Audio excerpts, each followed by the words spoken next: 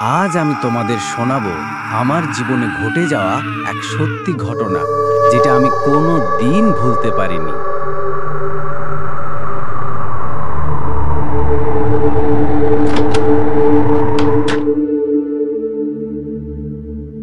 সব সময় বন্ধ ফ্ল্যাটটা যেন এক অদৃশ্য রহস্য বয়ে বেড়াতো।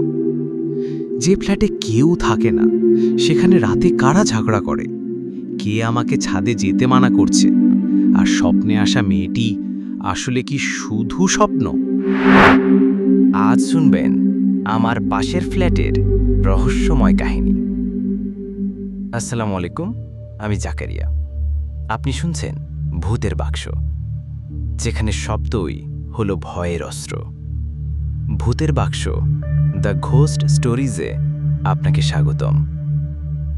রাতুল ভাই যেইভাবে বলেছেন, ঠিক সেইভাবেই বলছেন। আমার নাম রাতুল। আমি একটি ব্যাংকে চাকরি করি, থাকি গাজীপুরে 6 তলার একটি ফ্ল্যাটে। আমাদের সেই ফ্ল্যাটে আমি সহ 3 জন রুমমেট, প্রত্যেকের আলাদা ঘর। একজন পল্লী বিদ্যুৎ অফিসে চাকরি করে, আরেকজন প্রাইভেট প্রতিষ্ঠানে। 2018 থেকে আমরা এখানে আছি। পাশের ফ্ল্যাটটা সবসময় বন্ধ থাকে। অনেক গল্প শুনেছি সেটা নিয়ে, কিন্তু চোখে কখনো কিছু দেখিনি। আমার জীবন খুব নিয়মমাফিক চলে। সকালে ব্যাংক, রাতে ফ্ল্যাটে এসে ল্যাপটপে ভিডিও দেখা, মসজিদে নামাজ পড়া আর পরিবারের সাথে ফোনে কথা বলে সময় পার করি। 9টার দিকে কাজের বুয়া রান্না করে দিয়ে যায়। আমরা সাধারণত 12টার মধ্যে সবাই ঘুমিয়ে যাই। কিন্তু সব কিছু বদলে গেল লকডাউনের সময়। তখন আমি একাই ফ্ল্যাটে ছিলাম। ব্যাংক সপ্তাহে 3 দিন হাফবেলা খোলা থাকত। দিনের বাকি সময় একঘেয়েমি কাটাতাম ইন্টারনেটে। লকডাউন শুধু বাইরের পৃথিবীকে নয়, আমার ভেতরের ভয়কেও বন্দি করে দিয়েছিল। এক রাতে নাটক দেখতে দেখতে কখন যে ঘুমিয়ে পড়েছিলাম বুঝিনি। হঠাৎ পাশের ফ্ল্যাট থেকে ভেসে এলো অদ্ভুত শব্দ। প্রথমে ভেবেছিলাম হয়তো নতুন কেউ এসেছে, কিন্তু শব্দটা ছিল ঝগড়াঝাটির। কৌতূহল আমাকে টেনে নিল দরজার কাছে। কান পাততেই শুনতে পেলাম স্বামী স্ত্রীর চিৎকার, চেয়ার টেবিল নড়াচড়ার আওয়াজ, ভাঙচুর। পরদিন বাড়িওয়ালাকে জিজ্ঞেস করতেই তিনি থমকে গেলেন। কিছুক্ষণ চুপ থেকে বললেন, ওই ফ্ল্যাটে কেউ থাকে না, কিছু পুরনো জিনিস রেখেছি, চাবি আমার কাছেই আছে। কেউ থাকে না, তবু আমি স্পষ্ট শুনেছিলাম ঝগড়া আর ভাঙচুরের শব্দ। পরের রাতে আবার ঠিক 12টার পর শুরু হলো শব্দ। এবার আরও তীব্র, কাঁচ ভাঙার শব্দ, প্লেট ছোড়াছুড়ি, অচেনা চিৎকার। আমি আবার দরজায় কান পাতলাম, কিন্তু শব্দ কখনো জোরে, কখনো আস্তে হয়ে মিলিয়ে গেল। 1 ঘন্টার মতো চলল সব। তারপর আবার নিস্তব্ধতা, যেন কেউ ইচ্ছে করে আমাকে শোনাচ্ছে তাদের অদ্ভুত কাহিনী। লকডাউনে একা ফ্ল্যাটে থাকাটা দিন দিন অসহ্য হয়ে উঠছিল। একদিন সন্ধ্যায় ছাদে গেলাম, সিগারেট খেতে খেতে ভাবছিলাম, যে ফ্ল্যাটে কেউ থাকে না, সেখান থেকে এত শব্দ আসছে কিভাবে। হঠাৎই চারপাশের বাতাস ঠান্ডা হয়ে গেল। অন্ধকারে স্পষ্ট এক মেয়ের কণ্ঠ কানে ভেসে এলো, ছাদে আর আসবি না, চলে যায় এখান থেকে। পেছনে ঘুরে তাকালাম, কেউ নেই। গায়ে রোম খাড়া হয়ে গেল। ভেবেছিলাম হ্যালুসিনেশন, কিন্তু কণ্ঠটা এতটাই বাস্তব ছিল যে উপেক্ষা করতে পারিনি। ছাদে আর আসবি না, চলে যায় এখান থেকে। সেই রাতে স্বপ্নে দেখলাম এক মেয়ে আমার সামনে দাঁড়িয়ে আছে। তার চোখ দুটো শূন্য, ঠোঁট নীলচে। সে বলল, তুই আমার কথা শুনিস নাই, আরেকদিন যদি সন্ধ্যার পর তোকে ছাদে দেখি, মেরে ফেলব। ঘামে ভিজে উঠে বসলাম, বুক ধরফর করছে। সাথে সাথেই অজু করে নামাজ পড়তে শুরু করলাম। মেরে ফেলব। পরদিন আশেপাশের ভাড়াটিয়াদের জিজ্ঞেস করলাম, তারা শুধু একটাই কথা বলল, ভাই, বাড়িওয়ালা বলেছেন ওই ফ্ল্যাট নিয়ে কিছু বলবো না, জিজ্ঞেস করলেও না। রুমমেটদের ফোনে জিজ্ঞেস করলে তারাও জানালো তারা কিছুই জানে না। কিন্তু আমার ভেতরে তখন একটাই প্রশ্ন ঘুরপাক খাচ্ছে, যে ফ্ল্যাটে কেউ থাকে না, সেখানে রাতে কারা ঝগড়া করে, কে আমাকে ছাদে যেতে মানা করছে, আর স্বপ্নে আসে মেয়েটি আসলে কি শুধু স্বপ্ন? তারপর থেকে আমি একা থাকতে ভয় পেতে শুরু করলাম। মামাতো ভাই নাফিসকে বললাম আমার সাথে থাকতে।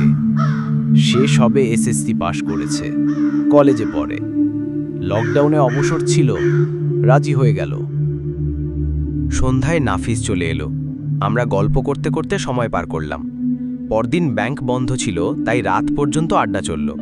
আমি ঘুমিয়ে পড়লাম, নাফিস তখনও মোবাইল স্ক্রোল করছিল। হঠাৎ রাতের বেলা দরজার শব্দে ঘুম ভেঙে গেল।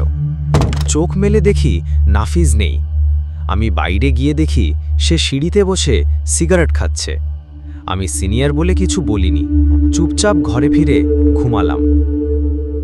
সকালে বুয়া রান্না দিয়ে গেল, আমরা নাস্তা করে মুভি দেখতে বসলাম। তখন নাফিস বলল, ভাইয়া, কাল রাতে আমি একটা মেয়ের কান্নার শব্দ শুনেছি, প্রায় 1 ঘন্টা ধরে কাঁদছিল। আমি চমকে উঠলাম, বললাম, না, ওখানে কেউ থাকে না। রাত নামলো আবার। আমরা খাবার খেয়ে শুয়ে পড়লাম। আমি 12টার আগেই ঘুমালাম, কারণ সকালে অফিস। কিন্তু সকালে জেগে দেখি নাফিস নেই। আমার বুক ধড়ফড় করতে লাগলো। দৌড়ে ছাদে উঠলাম। ছাদের কোণে নাফিস পড়ে আছে। দৌড়ে গিয়ে দেখি শ্বাস নিচ্ছে কিন্তু অচেতন। আমি তাকে বাসায় এনে মুখে পানি দিলাম। জ্ঞান ফিরতেই নাফিস বলল, ভাইয়া, আমি এখানে আর থাকবো না। আমি শান্ত করে বললাম, কি হয়েছে? রাতে বাইরে যেতে নিষেধ করেছিলাম, তবুও কেন গিয়েছিলে? নাফিস বলতে লাগলো, ভাইয়া, আমি স্বপ্নে দেখেছি কেউ আমাকে ডাকছে। তারপর মন্ত্রমুগ্ধের মতো বের হয়ে যায়। পাশের ফ্ল্যাট থেকে এক সুন্দরী মেয়ে ছাদে উঠল। সে আমার নাম ধরে ডাকল, নাফিস। আমি ছাদে গেলাম। সে দাঁড়িয়ে আছে কোণায়। আমি জিজ্ঞেস করলাম, আপনি কে? আমার নাম কিভাবে জানেন? কিন্তু সে কোনো উত্তর দিল না, শুধু বলল, তোকে আজ আমার সাথে নিয়ে যাব। আমি ভয়ে পালাতে চাইছিলাম।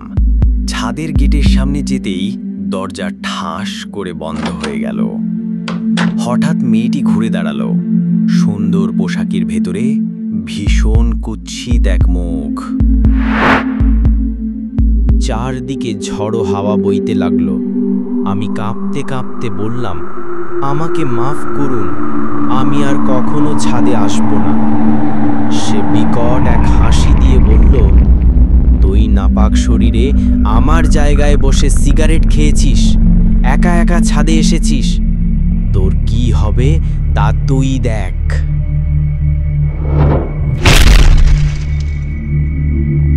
এরপর আমি আর কিছু মনে করতে পারিনি, অজ্ঞান হয়ে গিয়েছিলাম। ওর কথা শুনে আমি তাকে মসজিদের হুজুরের কাছে নিয়ে যাই, পানি পড়া খাওয়াই। সেই রাতে দরজায় তালা দিয়ে চাবি আমি নিজের কাছে রাখলাম। নাফিসকে বললাম, আমাকে ছাড়া কোথাও যাস না, ব্যাংকেও আমি ওকে সাথে নিয়ে যাই। তবু সেই ফ্ল্যাটে আর থাকা যায়নি। মাত্র 13 দিন পর আমরা ফ্ল্যাট ছেড়ে অন্যত্র চলে যাই।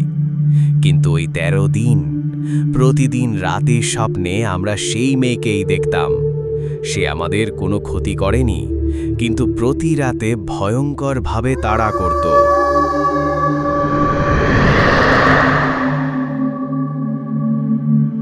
সেই ফ্ল্যাটের দরজা আজও বন্ধ। কেউ জানে না আসলেই কে থাকে ওখানে। এই ভৌতিক গল্পটি শুনে আপনার কেমন লাগলো? ভয় পেয়েছেন তো? আপনার মতামত অবশ্যই কমেন্টে জানাতে ভুলবেন না। আর এরকম আরও ভয়ঙ্কর গল্প পেতে চাইলে সাবস্ক্রাইব করুন আমাদের চ্যানেল ভূতের বাক্স দ্য ঘোস্ট স্টোরিজ। আল্লাহ হাফেজ।